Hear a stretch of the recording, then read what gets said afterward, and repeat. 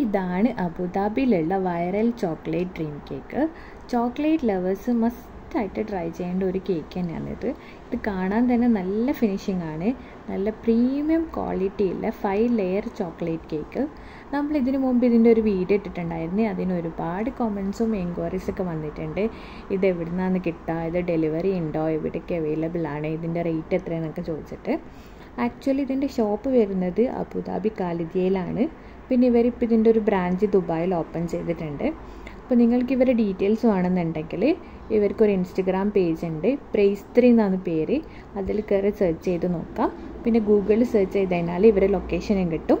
ഇതിൻ്റെ റേറ്റ് വരുന്നത് 75 ദിറംസ് ആണ്.